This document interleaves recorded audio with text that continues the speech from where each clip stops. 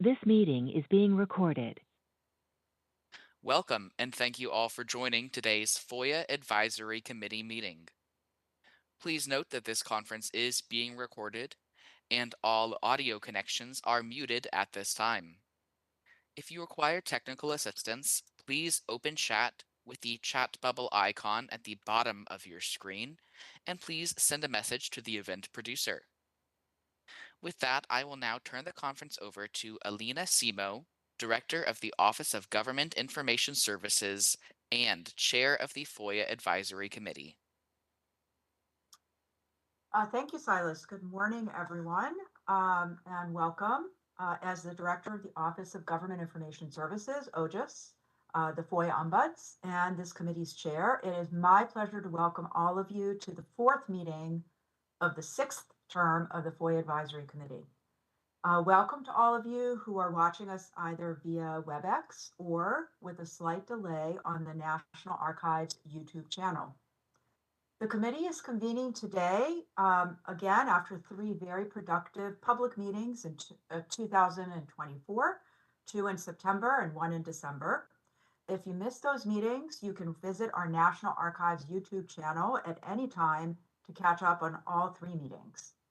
All of our meeting materials are available on our OGIS website, www.archives.gov/OGIS. A quick note about the committee's current term. Members have hit the ground running since September 2024 and have formed three subcommittees. We will hear reports from each of the three subcommittees today. Those subcommittees are working to increase the adoption and implementation of past FOIA Advisory Committee recommendations, develop concrete recommendations for statutory reform of FOIA, and examine the challenges arising from the increasing volume and frequency of FOIA requests. I am very grateful to all of the work the committee members have done thus far. All three subcommittees have gotten off to a terrific start, and all the members have been working very diligently to meet, plan, and deliberate. I have a few housekeeping items that I want to go through, and then we'll launch into our meeting. The meeting is public in accordance with the Federal Advisory Committee Act, FACA, which requires open access to committee meetings and operations. In accordance with FACA, we have already posted both minutes and transcripts from our December meeting. Thank you to our terrific OGIS staff for doing that. For today's agenda and meeting materials, please visit our website, again, www.archives.gov/OGIS. There you will also find committee members' biographies. Please also visit and follow our blog, the FOIA Ombuds. We have run a series of posts featuring our committee members. Most recently, Ryan Mulvey from the Americans for Prosperity Foundation was featured. Thank you, Ryan. I also want to note that since we last met publicly, we now have one vacancy on the committee. Kevin Bell of the Federal Energy Regulatory Commission, FERC, submitted his resignation effective February 28, 2025, as he has departed government service. I just want to say to Kevin, if you're watching us today, we very much appreciate all of your contributions during your time on the committee, and know your contributions will be incorporated into the committee's work going forward. We also wish you the very best in your post-government service and hope you will continue to tune in to the committee's meetings. I'm going to pause at this time and ask Kirsten, our designated federal officer, if you have taken a virtual roll call, and if you could please confirm that we have a quorum. So I have indeed taken a visual roll call, and we do have a quorum. In fact, we have all 19 members in attendance. Okay, Thanks. terrific. Thanks everyone for being here today. During today's meeting, I want to encourage committee members to use the raise hand icon at the bottom of your screen when you wish to speak or ask a question. The raise hand option is even better than using the all panelists chat option, but that's also available to you. You can use the all panelists chat option when you want to make a comment or ask a question. And you can also chat me or Kirsten directly. We do try to pay attention to everyone's screens and make sure that no one is jumping up and down too vigorously, but if we miss you, we definitely appreciate you pointing it out to us. An important note to both committee members and all of our WebEx attendees today: in order to comply with the spirit and intent of the FACA, please use the WebEx chat for housekeeping and procedural matters only. Please do not enter any substantive comments in the chat function, as they will not be recorded in the transcript of the meeting. Also, if any committee member needs to take a break during the course of the meeting, please do not disconnect from the web event. Instead, mute your microphone by using the microphone icon and turn off your camera by using the camera icon. And please send a quick chat to me and Kirsten to let us know if you'll be gone for more than a few seconds or minutes, and join us again as soon as you can. We are not planning to take a break today, but if it seems like we need one, I will certainly use my chair prerogative to give us a break. An important reminder to all committee members, including me, I always forget this: please identify yourself by name and affiliation each time you speak. It helps make the transcript more clear, as well as our minutes.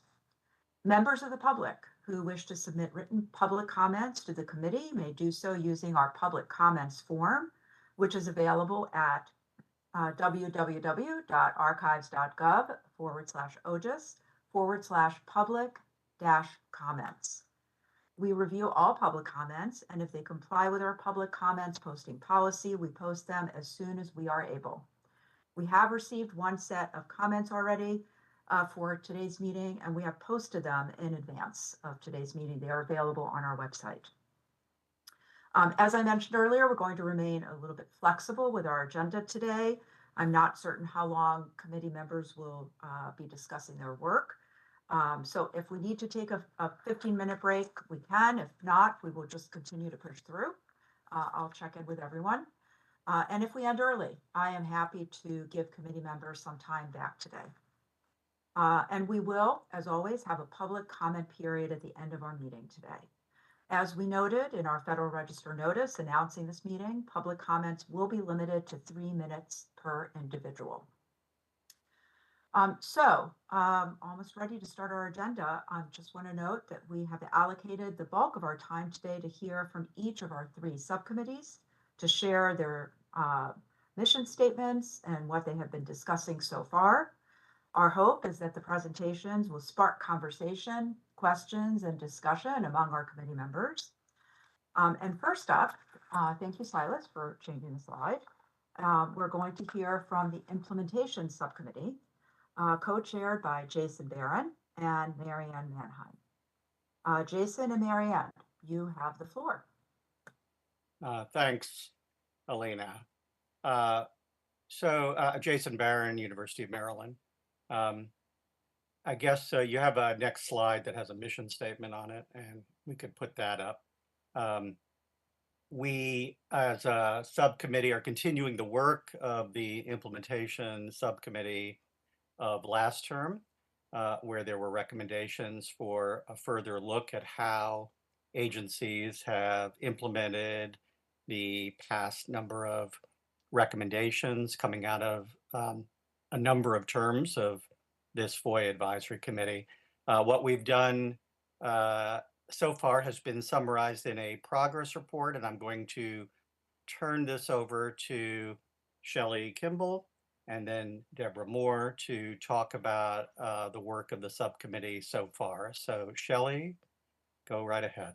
I think if Deborah's prepared, then I think she has some talking points if she's able to connect. Deborah? Thanks. Hi, this is Deborah Moore from the Department of Education.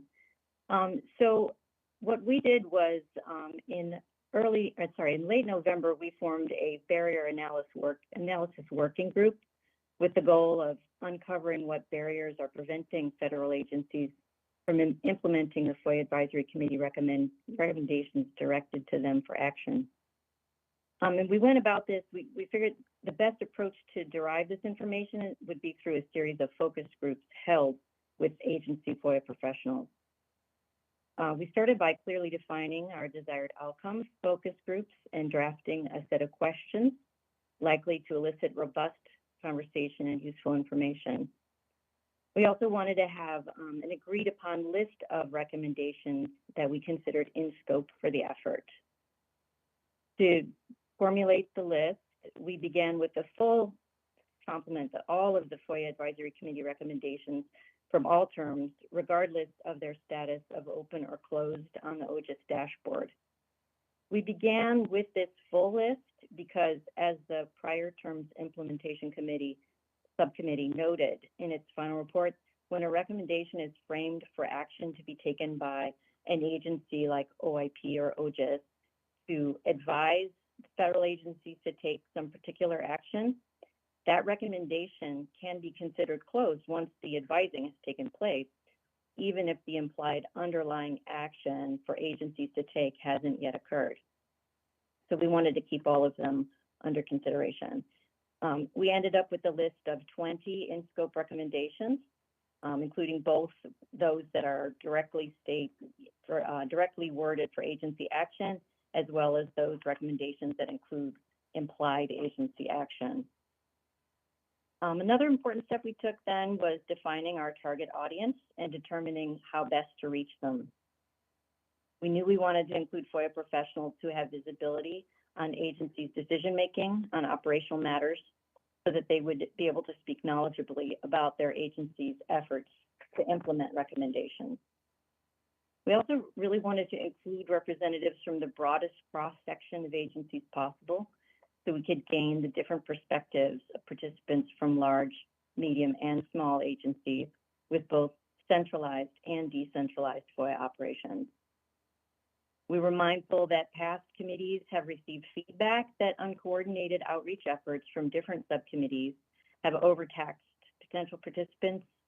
So we worked with the other subcommittee that we knew was considering outreach to potential participants, the volume and frequency subcommittee, to make sure that our efforts wouldn't be duplicative.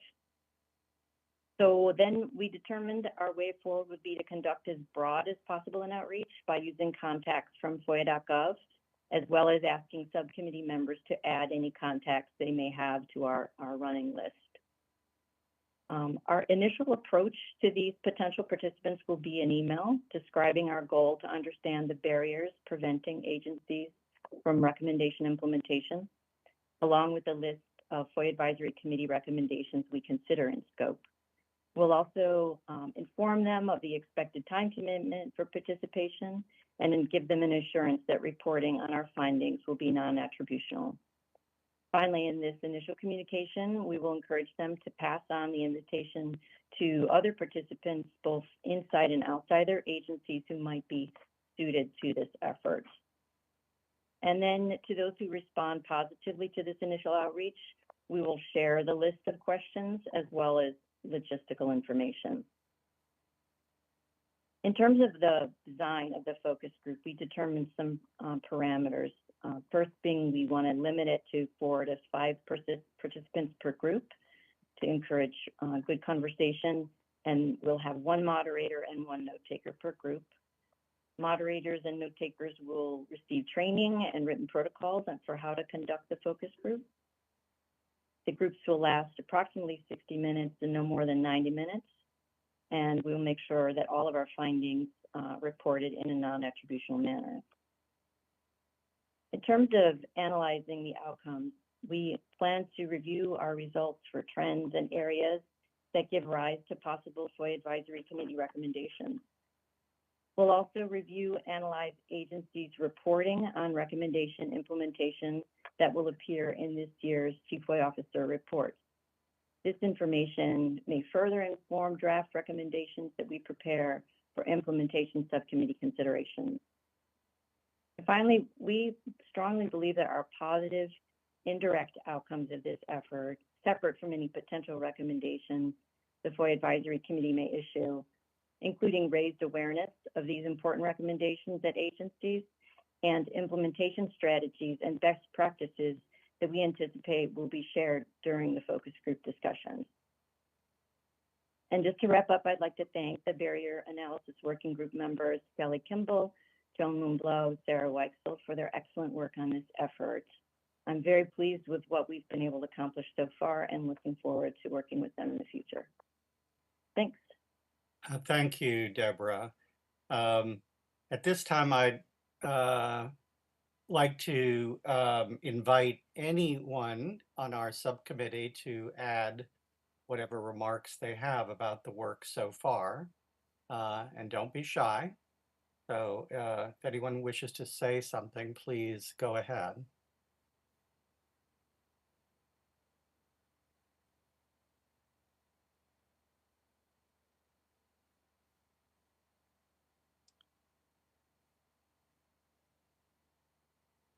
Marianne, would you like to say what is your thoughts about going forward from here? My thoughts on going forward. Well, I hope we do go forward. No, I've been really impressed with what the barrier subcommittee or the committee within the subcommittee has done. And honestly, they've put together a really great plan. I think it's gonna get a lot of information that has gone between the cracks over the years where these things have gotten pushed from year to year. So I think this is really a great idea. I also just want to bring up, we tried a few other things within this time as well. Like Kevin actually worked on getting Bobby, thank you. You provided like previous award winners to see, like, we were trying to be optimistic, like best practices and who's actually doing things. And so we looked at that as well to see if we could leverage some of that information. I know, Jason, you're always ready to talk about AI, but AI was actually kind of at the top of our list at the very beginning of this as well. And I think like we definitely went a deeper dive with this, which I think is important to maybe get out of the loop of like what hasn't been implemented from year to year. So I think it's been really a great experience, and we have a great subcommittee. Thanks. The only thing that I wish to add is that last week, as a subcommittee, we directed that OGIS take steps to preserve the work of our subcommittee as records of the FOIA Advisory Committee. And we've done that to make sure that there's a record of what we've done this term. With that, hearing no further words, but I again invite people to say anything they wish, I'll turn it over to Alina. Okay, thank you. I just want to make sure, Shelley, did you have anything you wanted to add, or it was Deborah's show today? The one other section that I wanted to add that actually Marianne's comments reminded me of were the new questions on the Chief FOIA Officer's reports in regards to our advisory committee and their understanding of what we do and our recommendations. So we'll be analyzing those Chief FOIA Officers' reports and kind of looking at it in a holistic way with what we're hearing from the focus groups. Okay, sounds good. Thank you. And Bobby, we hope those CFO reports will be out at some point in the next couple of months. Yeah, the agencies will start posting them the week of Sunshine Week. Terrific. Thank you for that news. I appreciate that. And I just also want to note, Deborah was having technical difficulties today, so she was unable to be on camera. I'm sure she looks lovely. And if you want to see what she looks like, you can tune into a past meeting. So she's not a disembodied voice, but Deborah, thank you for all those talking points. It was actually very helpful. Anyone else want to comment on anything the implementation subcommittee is undertaking?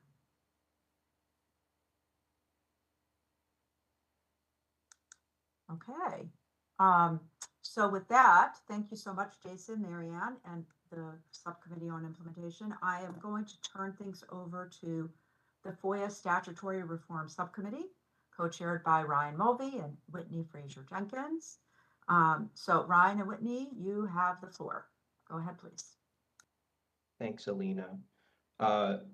We have a progress report that has not yet been posted, which we intend to submit to OGIS today. so that it can be added to the progress reports for the two other subcommittees. I think the way that we'll still provide an oral report now, going over what we're doing. If we could move to the next slide, please.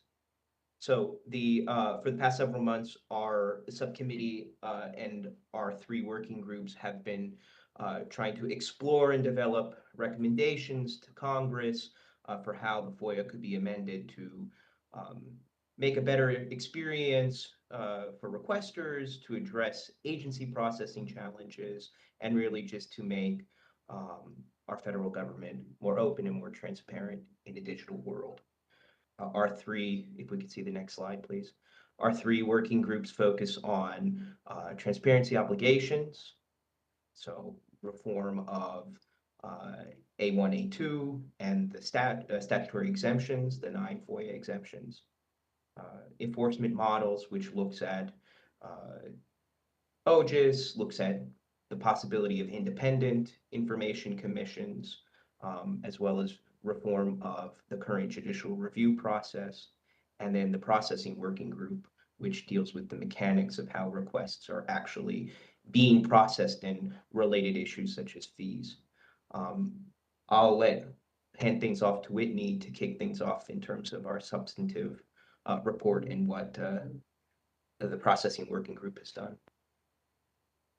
Good morning, everyone. So the processing working group has met several times since our last meeting, and we have been evaluating potential statutory changes to the administration of FOIA fees to enhance resources for FOIA processing and training, which we know agencies continuously report have been problems for agencies.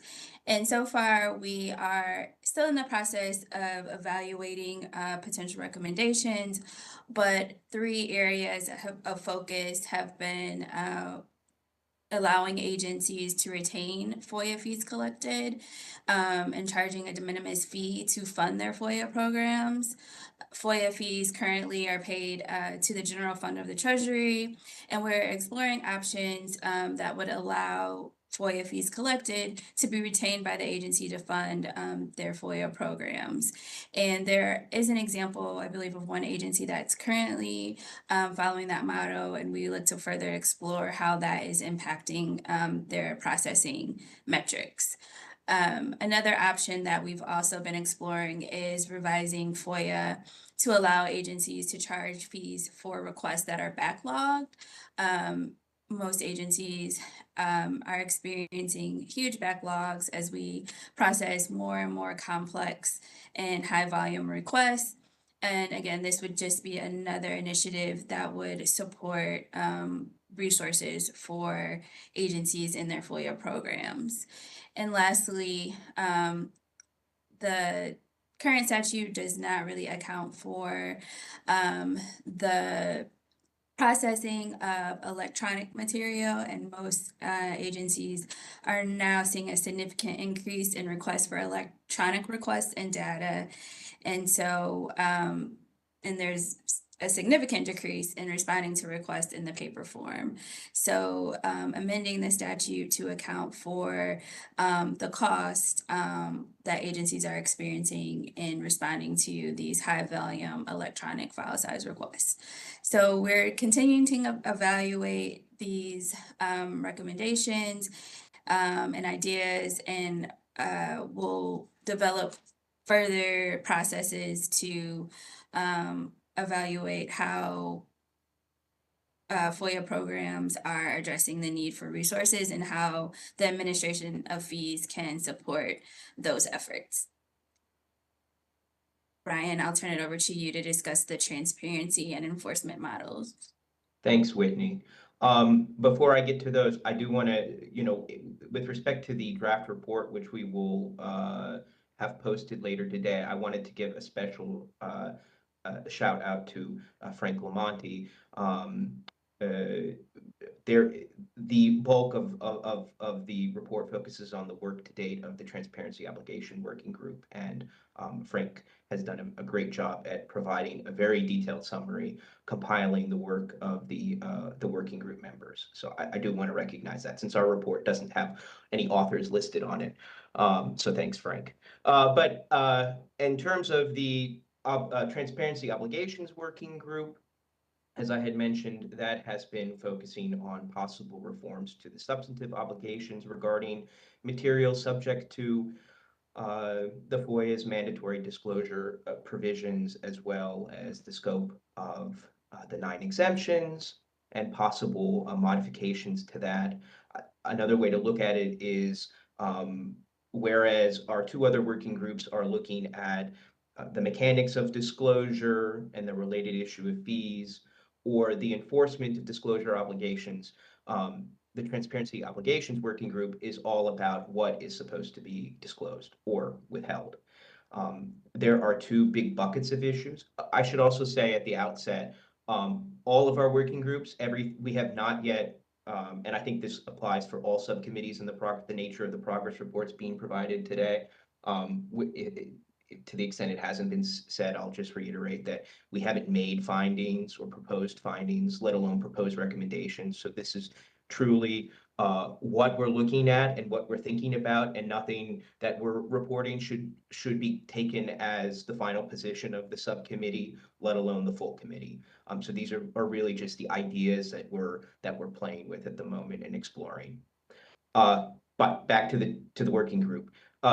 The first big bucket of possible reforms that we've been looking at all deal with process. The first of these would be the scope of an agency's affirmative disclosure obligations, particularly the types of materials that would be subject to reading room publication. We've considered that there are certain types of frequently requested records that are not uniformly posted in reading rooms that many requesters are interested in, and if they were made available, would likely impact agencies' backlogs in a good way. It would result in fewer requests. Some of the types of records that we've been looking at in this respect would be organizational charts, FOIA logs, certain interagency or intergovernmental agreements or MOUs, reports or other materials provided to Congress that are not already required under the mandatory reporting and disclosure laws that otherwise exist. And then also information about the largest contracts or grants at each agency. We've also, and this bleeds over to our enforcement model working group, but we've also looked at the need to statutorily resolve the circuit split that exists right now between the DC Circuit on one side and the Ninth Circuit and the Second Circuit on the other, with respect to the power of a court to oblige an agency to comply with the reading room provision and to post materials subject to A1 and A2, either in the Federal Register or on the reading room. We've been considering alternatives to FOIA for certain high demand requests, particularly materials that could be the subject of first-person requests. We've considered the example of the IRS's standalone system for accessing your own tax records as a good model, as well as the VA's VHA system for accessing veterans' medical records. First person. There's also, I think, the question of the access to immigration records, which was addressed in part in the last administration's AG memo on FOIA. Providing an alternative to FOIA for these types of records could help with processing burdens at agencies. As I mentioned, we looked at the possible proactive disclosure of FOIA logs in a standardized format across all agencies. Many requesters have expressed an interest, ongoing interest in seeing these logs, which could prove useful for them and ultimately, again, make life easier for FOIA officers. We are also considering the adding sunsetting provisions to other exemptions, and whether the current sunsetting provision for the deliberative process privilege is in the right place or would need to be reformed. We're considering whether the statutory definition of a record at 552 F2 needs to be tweaked in light of the DC Circuit's decision in American Immigration Lawyers Association versus EOIR. That's an issue that continues to come up in the courts as to when an agency receives a request and starts processing records, how does it understand a record to mean? What is the record? We are looking at the application, extending the application of FOIA to non-executive branch agencies or other entities within the federal government. This builds on work that was started in, I believe, the last term of the committee, where there was a proposal to extend FOIA-like laws to Congress, or at least to certain types of legislative records. In particular, what we've been considering is the feasibility of FOIA or the prudence of FOIA as applied to administrative agencies within the legislative branch or the judicial branch. So these would include things like the Administrative Office of the Courts or the Congressional Budget Office. And we're also exploring FOIA as applied to things like government-funded or operated nonprofits, such as agency foundations, government-sponsored enterprises, such as Fannie or Freddie, self-regulatory organizations that are part of agency enforcement or rulemaking, such as FINRA or the Horse Racing Integrity Authority, and possibly consensus standard bodies, at least insofar as they're involved in the development of regulations. And that touches also on just the broader question of agency control as it extends to records in the physical possession of non-government entities. The second big bucket that this working group is looking at is exemption reform. I think there is a general desire to explore the need for better guidance for the application of exemptions, particularly the distinction between discretionary and non-discretionary exemptions. We believe that we're exploring the need for further guidance on the application of the foreseeable harm standard. We're also considering whether there are any exemptions that no longer should exist, or possibly exemptions, I suppose, that need to be added. Two that we're highlighting for particular investigation are Exemption 2, which post the Supreme Court's decision in Milner covers possibly material that's otherwise protected by other exemptions. And then Exemption 5, which certainly for the requester community is a topic of much discussion for reform. We also are looking at Exemption 3 and the variety of withholding statutes that currently exist. Finally, moving to our last working group, enforcement models.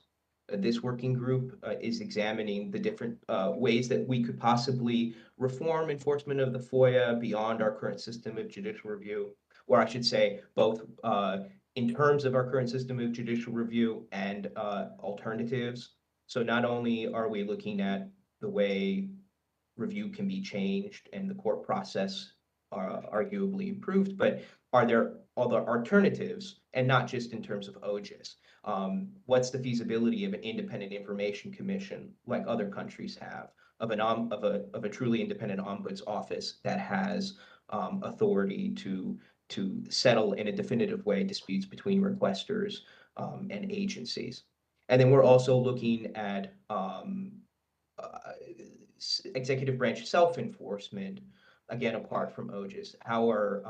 What models are there that we can look for as inspiration in the executive branch? And that would be things like, how does the Office of Special Counsel function, or what's the role of inspectors general with respect to FOIA? I would just note that we have I'll mention a few of the bullet points for the ways to change our current model of judicial review, which we've kind of set out from we've collected from different sources, and they're ideas that we're going to explore further. We have the creation of a specialty Article 3 FOIA court with non-exclusive jurisdiction. We have the requirement for the lodging of an administrative record as part of a FOIA case, similar to regular litigation under the Administrative Procedure Act. We're interested in exploring the availability of discovery in FOIA. As I mentioned earlier, the remedial authority of a court, including the power to enforce compliance with the Federal Register publication and proactive disclosure provisions, the attorney fee and litigation cost provision and any needed reform there, and then finally the employee sanction provision and the role of courts vis-a-vis referral to OSC. With that, I thank you for your patience. I know that was a long update, but I hope you look at the report once we upload. And I suppose if there's any Whitney or any of our working group leaders or members of the subcommittee, if you have anything to add or anything to correct if I misspoke, please take the time now to jump in.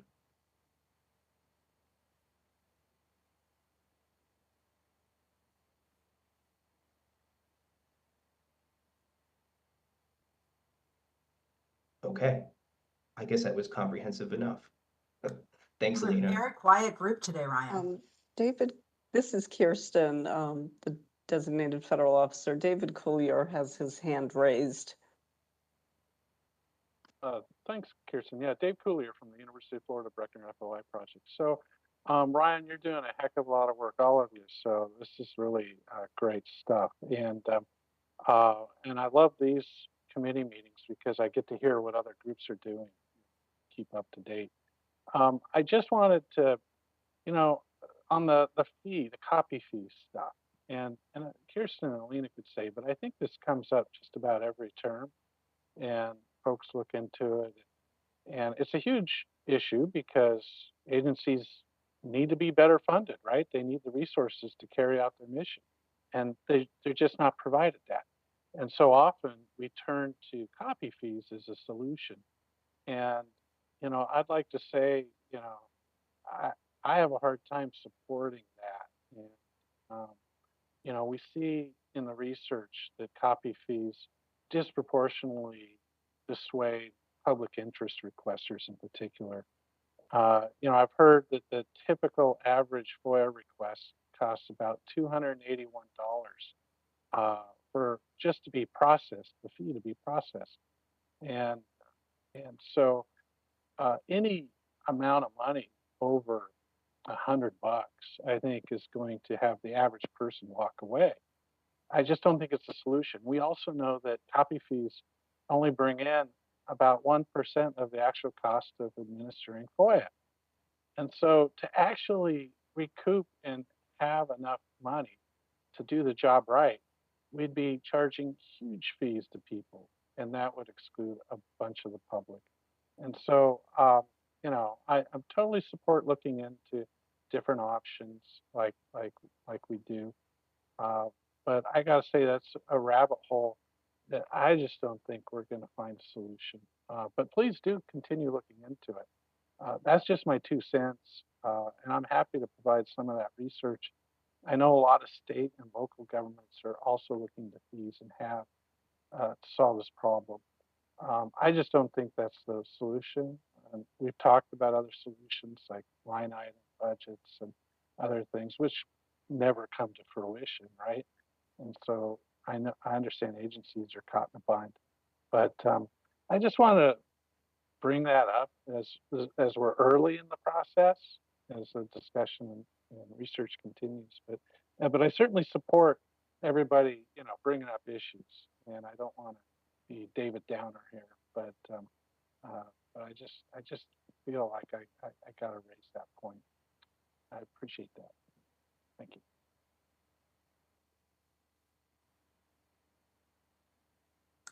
Thanks, David. Ryan, any thoughts on that, or should we just continue? I have a couple other hands up, I see. Yeah, I don't have any direct response. Okay, thanks. I think and then Jason Barron.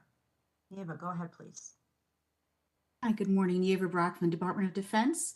I wanted to say that, David, I hear you with the copies piece, but I also am thinking of a happy medium here because I know that in the agencies within the Department of Defense for which I've worked, we have never charged copy fees. So if it came to paper copies or even sending discs, there were no charges. But what's becoming more and more expensive and something that we can't handle are video and digital redactions. And when it comes to that, agencies are starting now to apply fees for the processing for that. And I was wondering if you thought that was sort of a happy medium where, like, if you really want that digital piece, right now, that's just something that most agencies don't programmatically have internal systems to do that. This is Dave again. That's a really good point. And I know a lot of police departments are struggling with that, body cam video. And I also know that there have been solutions that folks have worked with technology to help work with that, Seattle PD and others. So I do think there are solutions to that. I think it's important that we adequately fund agencies to improve their technology and records management systems to be able to do this. So I totally get it. I totally think we need to find alternatives, but I think telling a requester, well, you can have this, but it's going to cost $5,000 or whatever it might be, which is what we're seeing around the country. That's just not a system that's going to work. And, the other issue here that, of course, I think FOIA officers, custodians worry about are the unduly burdensome requests. The requests that are so huge and going to suck up all your time. And so that's connected tightly with this issue, right? And that's why this other subcommittee is working on that.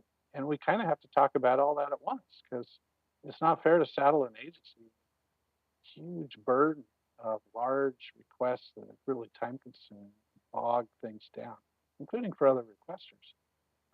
We got to figure out how to work that out. And, there are a lot of solutions that people talk about, and I think we'll continue to talk about that. And I don't know. I think a happy medium usually ends up unhappy for requesters, but I look forward to talking through this.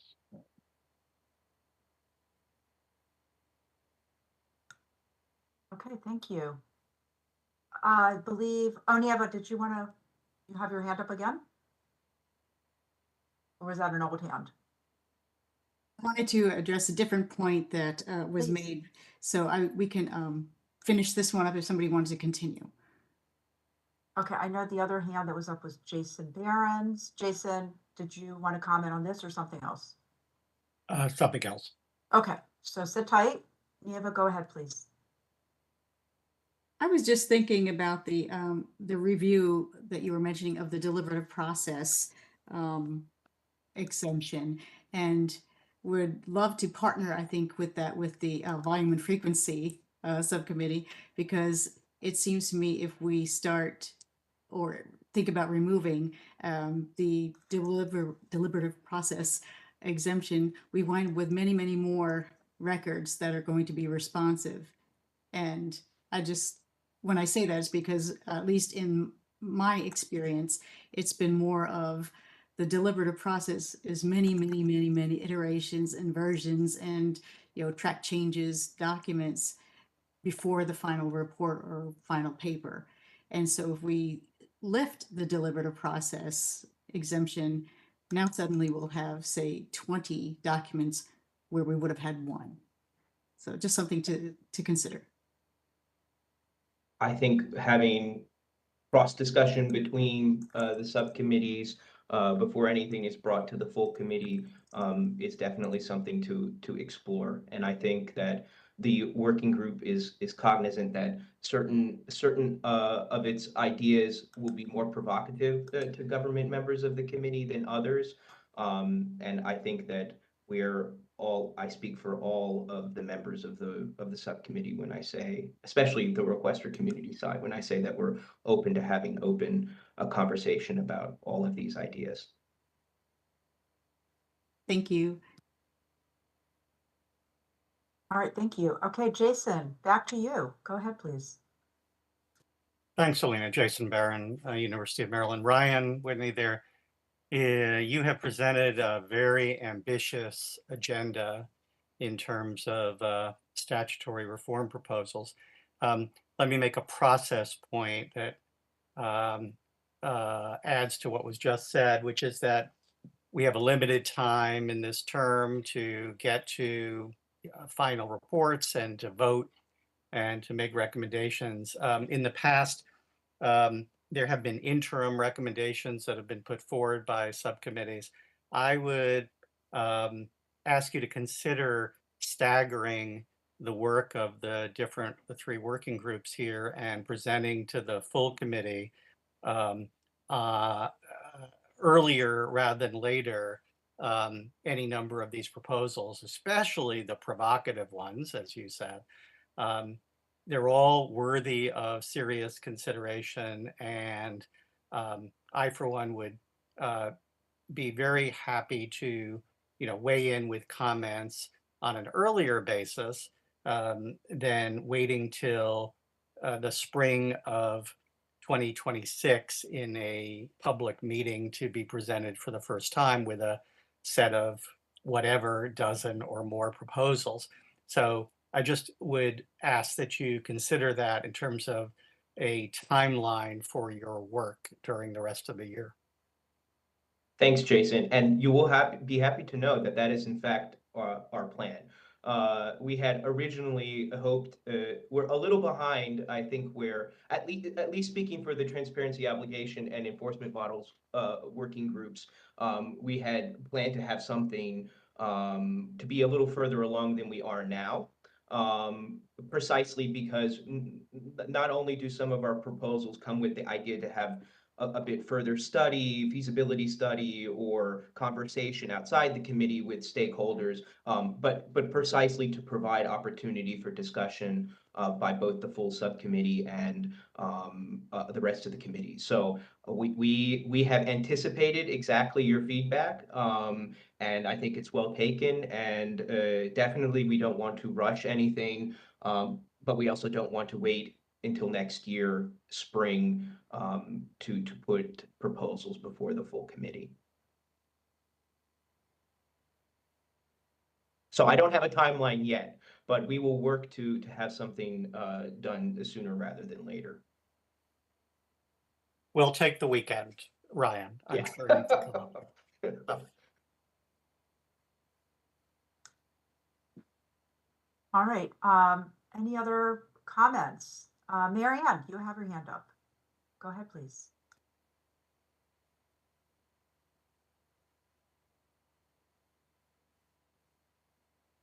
Marianne, you're on mute. That's what happens when you don't speak for a while. So hi, I'm Marianne at NIH. I've been on the subcommittee and within the working group. And like one of the things that Ryan was just saying, which I think as things are being drafted and thoughts are happening here, the thing that keeps coming back to me is like, how is this going to affect all these agencies that are not represented here?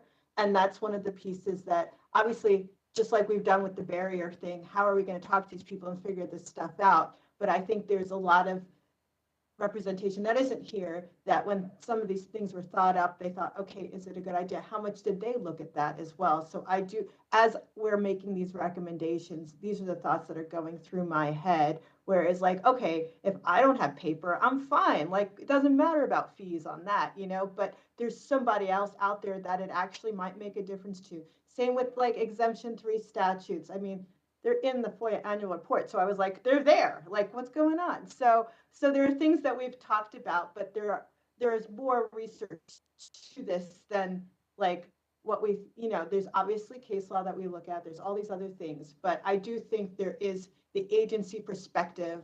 One of the things that I was looking at, they were like, try to see if there's a way that you can post classified, reports. I was like, you want me to go ask an agency about posting classified reports? The answer is going to be, it's not a releasable. So unless, I guess you can do mandatory declassification requests too. But anyway, I think there's a lot to me, when we were going through this stuff as well, a lot more questions for agencies and getting their input on some of these things than we've even hit. And I'm not sure that's going to show up in the process as we're doing this, because some of those things would take years to do, honestly. So I don't know. My perspective on this too, Ryan, would be, and maybe it's a question for Bobby, like in the past when FOIA statutes have been, when it's been updated, when these things have been updated in some way, what has been the process talking to people, or does someone just come from behind and actually do this? And I think we've heard that happens, but like, I'd like to sort of know, how has this been done in the past? Is there a process in some way that DOJ is involved with? So typically when Congress is considering legislating amendment to the FOIA, agencies have been given the opportunity to respond to that through the interagency process.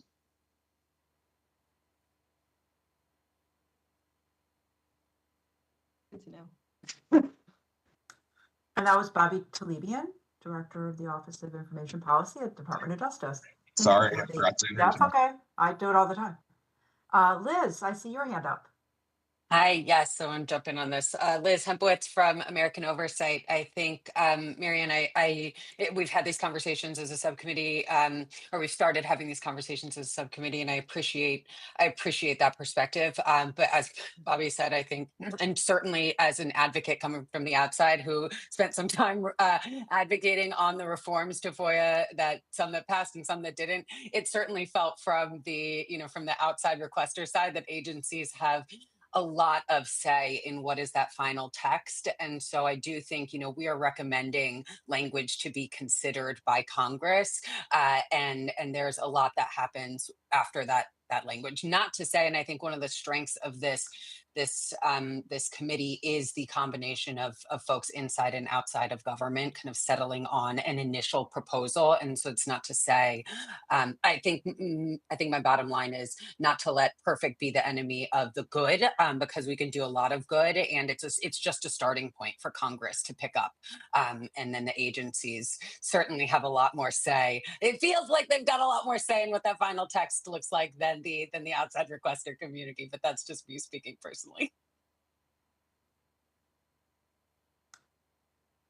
Thanks, Liz. You just used one of Bobby's favorite phrases.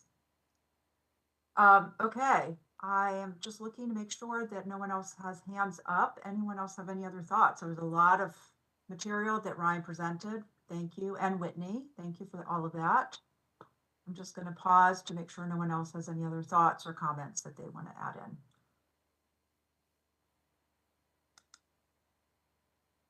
Okay, I don't see any other hands. Stop me if that's not true. Next slide, please. So we're just moving very quickly, and I appreciate that. So we are now up to volume and frequency subcommittee report. I do want to note it's a pretty slim subcommittee. They could definitely use a little bit of help. I want to encourage committee members to reconsider perhaps chiming in here and adding strength to numbers, and especially our government members, because as you could see, NEVA is quite outnumbered, 3 to 1. So I hope that government folks will take a minute to think about signing up and volunteering and joining the meetings. They're actually very collegial, as all of the subcommittee meetings are, I should say.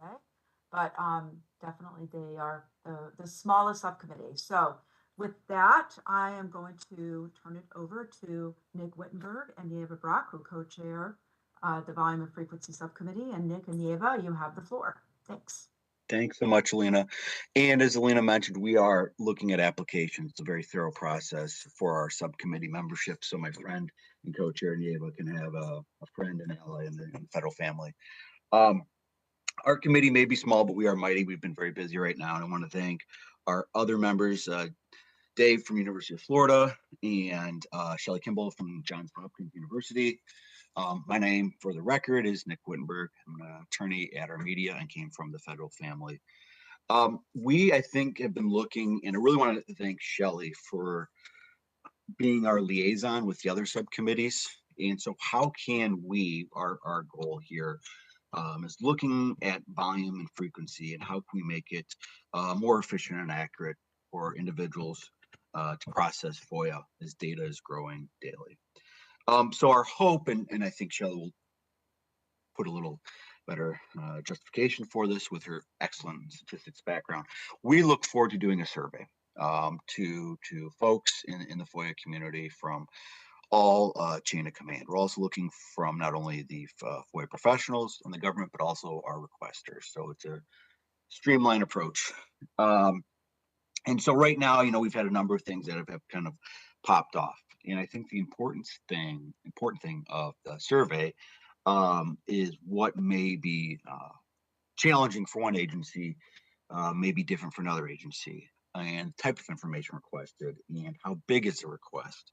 And so I think my kind of spin is, what is the data?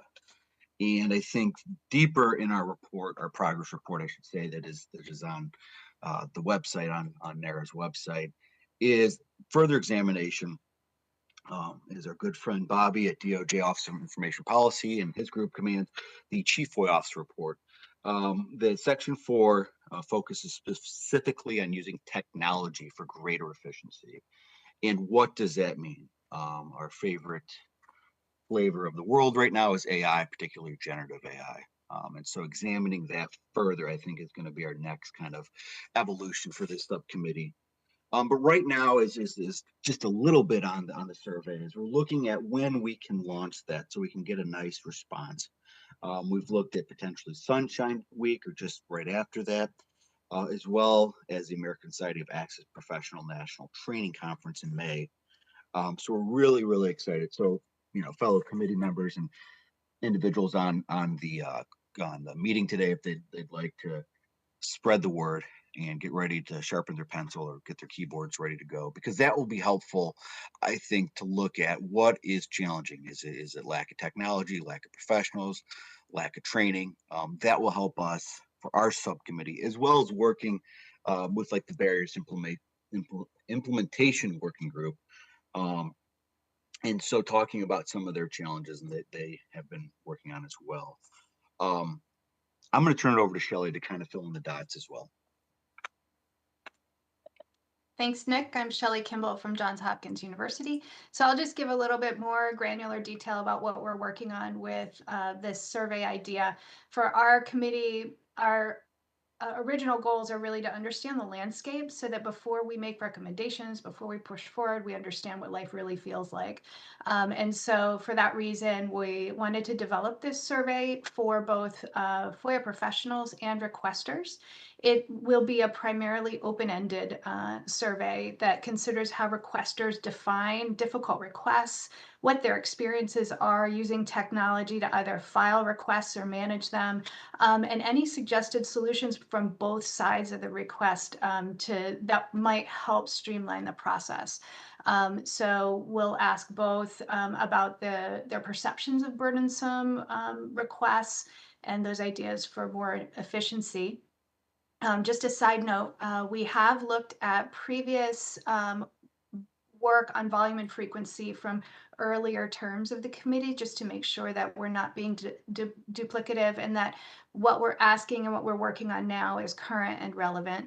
And like Nick said, we want to recruit through independent agencies first. And part of that also is because working in parallel with the implementation committee. So we wanted to consider American Society of Access Professionals and Sunshine Week and those kinds of agencies first before we move in, maybe through FOIA.gov. But the results, we plan to use these results to find those requests that those in the FOIA world find especially difficult, frustrating, maybe assess how agencies are managing their FOIA caseloads, identify specific bottlenecks, how FOIA professionals are using technology, and then what kind of best practices may emerge. And so once we have that better understanding of the landscape, we'll consider next steps as a subcommittee. And as Nick and Deborah both mentioned, we are working closely with the Barriers to Implementation Working Group. And because we're also looking at similar information sources through the Chief FOIA Officer's reports and through FOIA professionals, we want to make sure that we're not duplicating work. So one other note, if the implementation subcommittee decided that focus groups were no longer the best method for data collection, we're prepared to move those questions into our qualitative survey and then do the project all at once if that's the best idea for both subcommittees. And just to reiterate, I hope that the work that we're doing sounds interesting to some of our other committee members. We do welcome new members, but I can't also reiterate enough. We're pretty small and mighty, and we're definitely collegial.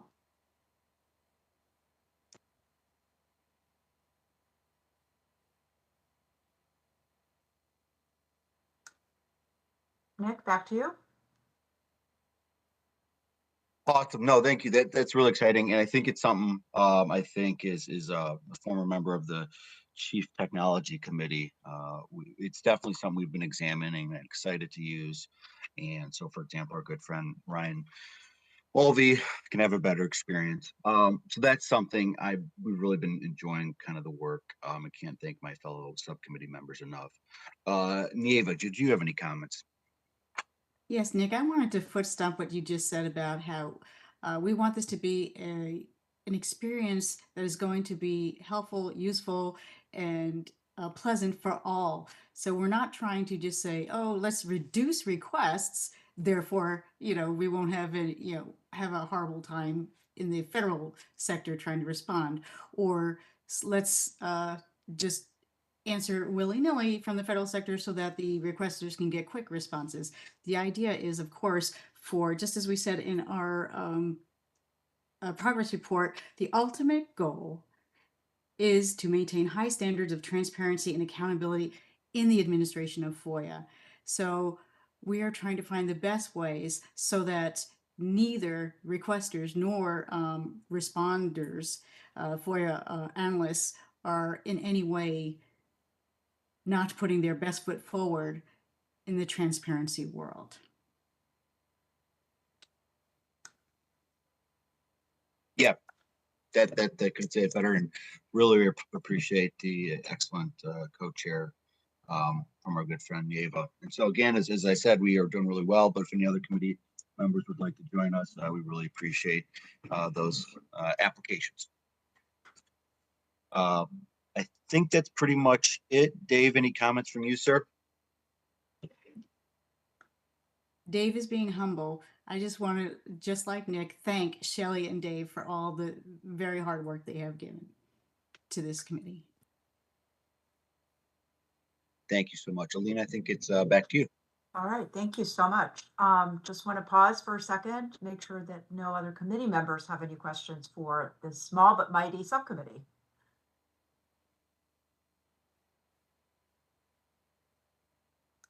Okay, I'm not seeing anything.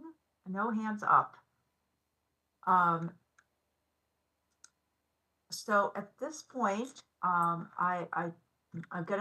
just gonna pause. I know there's been a lot of information, a lot of content that we've shared today, and Ryan, we look forward to receiving your subcommittee's report so we can post that online.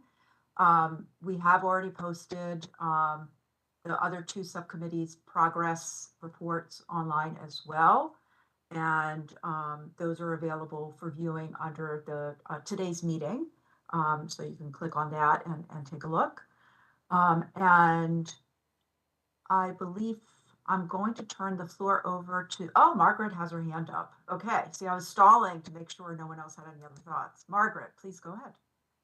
Hi, Margaret Quokka, Ohio State.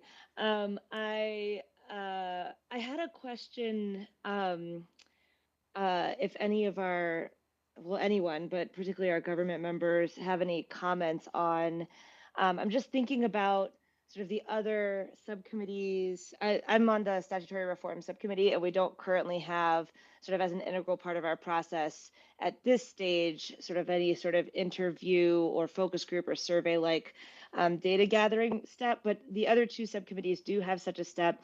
And I was just wondering if anyone wanted to comment on whether they think there will be any impact on the sort of participation of folks throughout the federal government in terms of whether people will be available or have the capacity to respond to these sorts of inquiries and requests from this body, given some of the challenges and changes in federal personnel policies and workforce policies that we're seeing across the federal government right now, whether there's a concern that we won't be able to get the kind of robust participation that we want, or whether we have strategies around that, or perhaps our government members will tell me that they think that that this won't be a big barrier to the work. But I just wanted to ask the question, which was occurring to me as folks were speaking.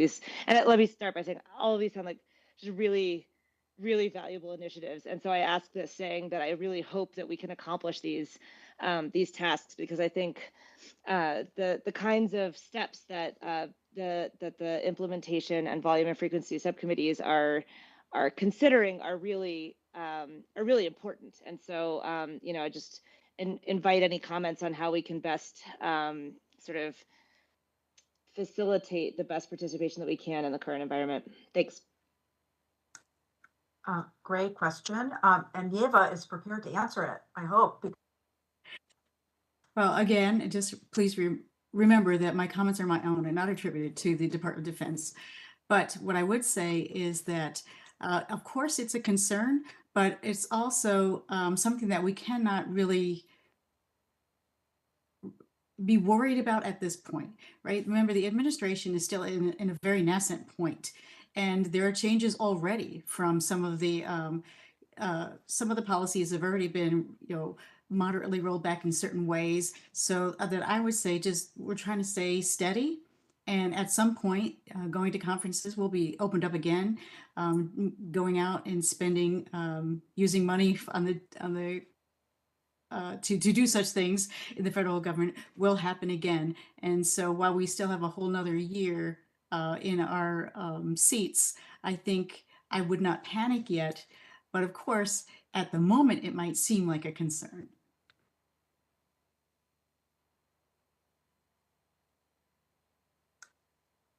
Marianne, please go ahead. I'll just say it depends agency by agency, and in all cases, we are going through our leadership and asking, so that will be what it is at this point, and that's, I think, the best answer we can give on this.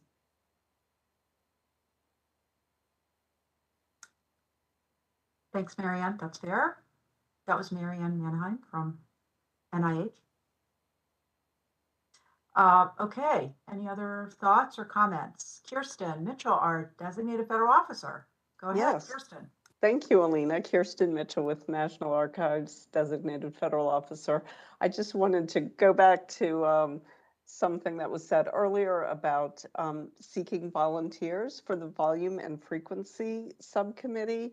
I got a very lovely email from someone who has volunteered, but unfortunately that person is not a member of the committee. So I just wanted to make a note that subcommittee membership is limited to committee membership. So just wanted to throw that out there. Okay, thanks for that, Kirsten. Yes, we need committee members already seated on the committee to please volunteer for the volume and frequency subcommittee. Neva, go ahead, please. I just want to say, for whoever that was that sent you that email, thank you so much for offering your assistance. We did appreciate it. And there are definitely other ways that individual can contribute. Dave, go ahead, please.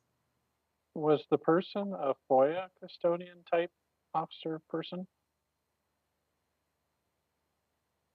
The person is a Kirsten Mitchell here. The person is a contractor Oh, okay. on FOIA issues, and obviously is listening, which we greatly appreciate. But I just wanted to clarify that. Yeah, but Dave Coulier, University of Florida. Yeah, I was just thinking, there's nothing that precludes us from inviting people to participate or attend in our discussions, right? I mean, there's no prohibition if the working group or subcommittee, I mean, decides, hey, why don't we have some other voices in some of our meetings and bounce things off them? That would be okay, right?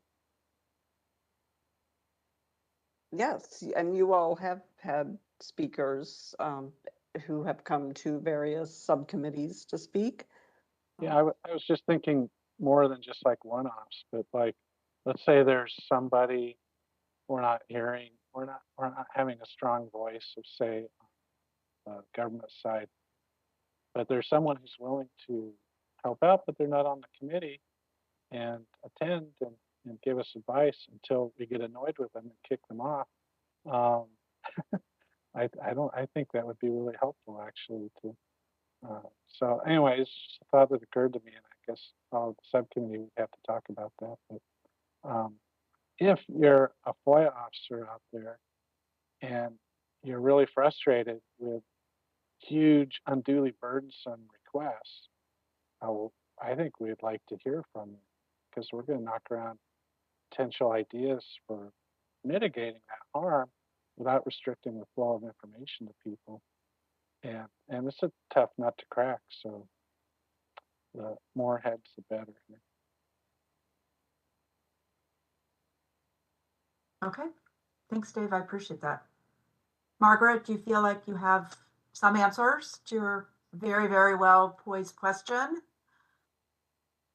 Yes, I really appreciate those thoughts. And I say that recognizing that I asked a question that has no answer, and so just really did want to hear sort of what people were thinking more than a concrete answer to a somewhat unanswerable question. So I appreciate the discussion, and I'm just hoping we can have as much collaboration from the agencies who we're reaching out to as possible to make this sort of as along the lines that Dave was just saying, to make these results as robust and as well supported as it can be. So thanks.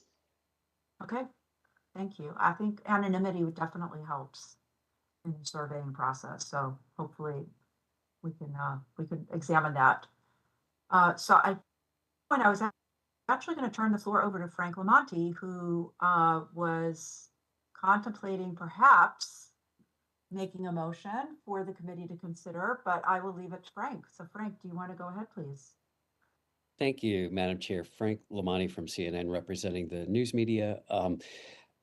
As you heard, there's a lot of really meaty and substantive work that has been done in just a few months, and I want to make sure that there is a mechanism to preserve all of that work and memorialize it in some form other than just the transcript of this meeting. And you heard Ryan mention that there is an in-progress version of that committee's report, and this is really just by way of housekeeping to make sure that we have a vehicle to actually receive that report or any other supplemental committee reports that memorialize what we have been hearing about at today's meeting. So my motion is that I move that the subcommittees be given an additional 30 days to submit more formalized written versions of today's reports as a supplement to the record of this meeting, which are to become a part of the official record and to be shared on the archives website, along with the committee's other work product and preserved and retained in accordance with FOIA. That is the motion, and by my count, that would put us on Monday, April the 7th, since 30 days from now is a Saturday.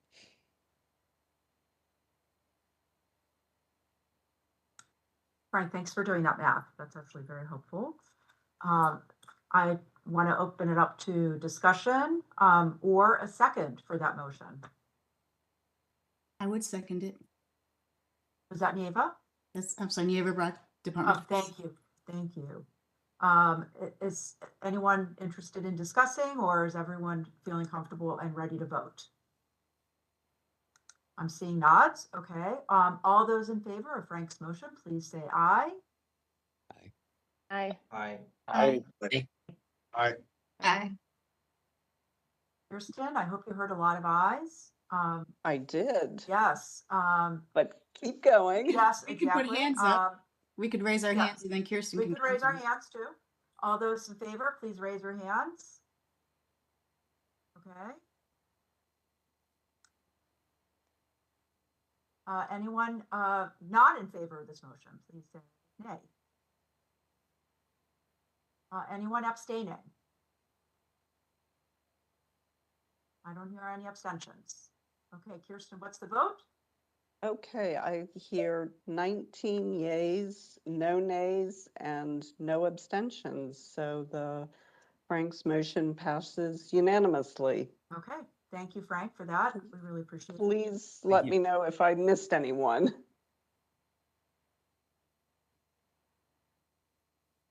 Okay, Frank, thanks again. Kirsten, thank you. Any other comments or questions or thoughts before we move on to the next part of our meeting, which is the public comment section? Looking around, making sure there's no hands up. Okay, don't hear or see anyone jumping up and down. Let's go ahead now and move on to the next part of our meeting. Thank you for advancing the slide. Silas, I appreciate it. We have now reached the public comments part of our committee meeting. We look forward to hearing from any non-committee participants who have ideas or comments to share, particularly about the topics discussed today. And certainly there were a lot of topics that we talked about. All oral comments are captured in the transcript of the meeting, which we will post as soon as it is available. Oral comments are also captured in the NARA YouTube recording and are available on the NARA YouTube channel.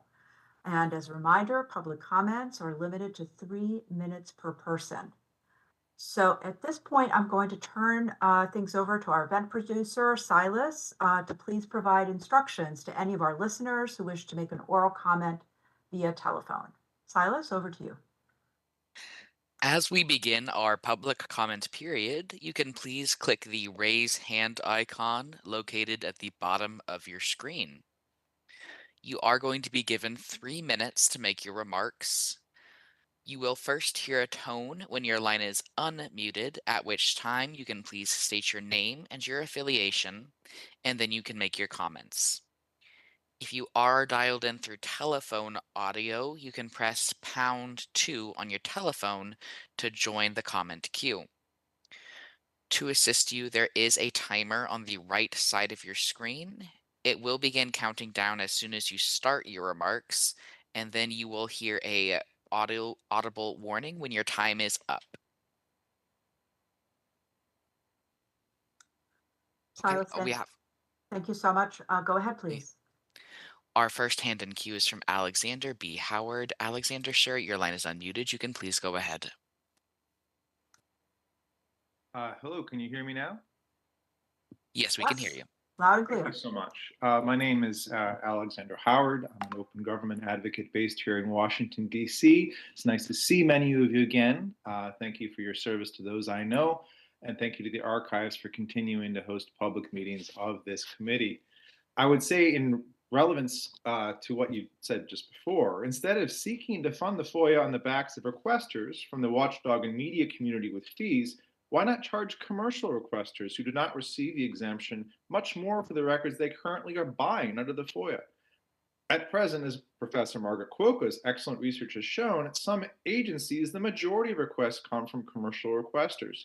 It's clear that fees will be used to limit the public's right to know and access records at every level of government based on past decades. I'm concerned the committee is seriously considering recommending raising fees instead of investing in the rapidly improving software that would enable the redaction of video. Instead, maybe canvass state and local police departments that have adopted body cams and dash cams to see what software they're using to rapidly make redactions and publish video online.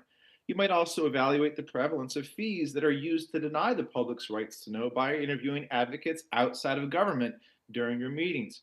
One obvious cost savings will also be for agencies to disclose the calendars, visitor logs, meeting records, and expense reports that are consistently requested by news media right here in Sunshine Week coming up, instead of having to allocate capacity and litigation costs.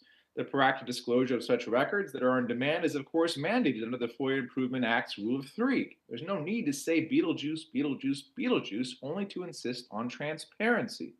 The committee might evaluate whether agencies are complying with the Rule of Three, bringing chief FOIA officers in to discuss what barriers there are to understand how demand is being mapped out to disclosure or not. Another fruitful area of focus might be on the growing use of the exemption of any records that might be withheld after the Supreme Court decision in Argus Leader. The evidence suggests to me that this may be overbroad or even abused. The committee establishing public knowledge could then inform legislative action. This could become a significantly worse problem should more government functions become privatized as programs, personnel, or policies are shifted out of the boundaries of the FOIA. Speaking of which, it would be good to hear if the committee and its members have any opinion on whether the operations of the so-called Department of Government Efficiency fall under the purview of the FOIA. And I am curious, what impact does the committee expect the widespread takedowns of proactively disclosed records from agencies have on FOIA demand? The United States government was previously making tremendous amounts of data available directly to the public, thus taking away the need for a FOIA request. Is censorship in the best interest of the United States government or its people? My written comment focused on reductions to FOIA capacity, which clearly fall under this committee's purview. I've been hearing cuts to federal workers have affected FOIA officers. Can you confirm? As a reminder to attendees, if you would like to make a public comment, please press the raise hand icon at the bottom of your screen. Silas, I just want to pause. Does anyone on the committee want to address anything that Alex Howard just commented on? Some great comments. Margaret, go ahead, please. Hi, thanks. Margaret Cuoco, Ohio State. Thanks so much, Alex, for these comments, which are characteristically right on point and really useful. I'm not gonna speak to all of them. There's others on this committee that I think are better poised to speak to some of them. I wanted to just pick out 2 points you made and offer a couple of thoughts. One is that on the question of fees for commercial requesters, I appreciate the shout out to my research about commercial requesters. I will say this is just me personally and not the committee because I'm actually not working on the fees issue on this committee. But me personally, I'm not necessarily opposed to some modest increase in fees for commercial requesters or looking at that issue for sure. The worry that I have about that approach has always been that the more the differential is between what commercial requesters pay and what others pay, the more incentive there may be for folks to try to mask the identity of the requester in some way to game the system and to put agencies, I would say the worst part of this is to put agencies in the position of trying to figure out who is the real requester behind the request. And if that's happening, then agencies are spending time and resources sort of internally trying to engage in some sort of determination about whether this is truly a commercial requester or not, or potentially being in a dispute or litigation over that question, which detracts, of course, from just the agency processing of records and release to requesters. And so I just worry that we'll end up increasing administrative burden to some degree the more these distinctions start to matter. That is not to say that there might not be, maybe this is a place where happy mediums are possible, unlike, maybe Dave will disagree with me, but maybe there is a possible happy medium here where there is some amount of increase that would not create that kind of negative effect. But I just wanted to raise the concern I've always had about that possibility. The second point I wanted to quickly address was just the question of sort of website blackouts, information removal, proactive disclosures that have gone dark. We're already seeing litigation over this, as I'm sure you know. And so, I think it is something that is going to, be playing out in the courts in the coming months. It is something that some of the issues we're studying on this committee, could potentially help. I mean, one thing that the Statutory Reform Subcommittee is looking at is, the litigation process over proactive disclosures and, whether we can usefully propose any statutory amendments that would improve the way disputes over proactive disclosures are litigated. We're also looking at sort of the scope of those proactive disclosures that should be mandated by the law. As you well know, FOIA's language on, reading room requirements is pretty thin, and in some instances, difficult to know how to interpret it. And certainly the courts haven't interpreted much. So there's a lot of room there, and a lot of the things we're working on, I think, actually do go to those issues. And so I just wanted to thank you for your comments and say that I do think these are certainly issues we're studying and issues that we're aware of. So thanks. All right, thanks, Margaret. Anyone else have thoughts that they want to share?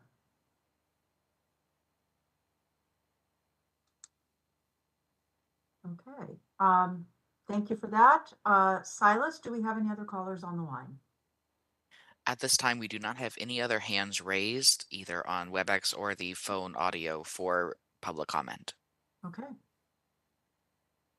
All right, I think that means we can wrap up our public comment section, unless anyone has any other thoughts. Thank you for advancing the slide. I want to thank all of our committee members for participating in our meetings thus far. Big thank you for all the wonderful discussions that have been going on. Thank you, Kirsten, for reminding me to remind everyone before I wrap up that anyone can submit public comments to us at any time using our public comments form that is on our website. So please, we encourage you and we want to hear from you. All committee members do.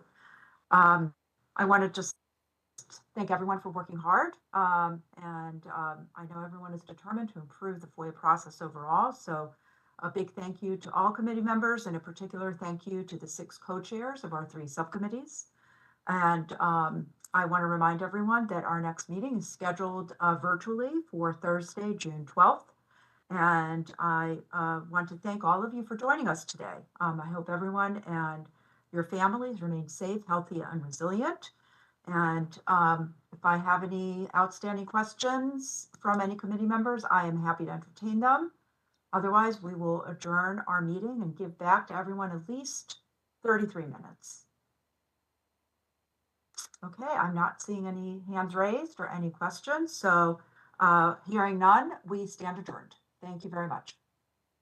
Thank you. Thank you. Thank you to all of our speakers, and thank you all in the audience for joining us today. With that, our call is concluded, and you may now disconnect.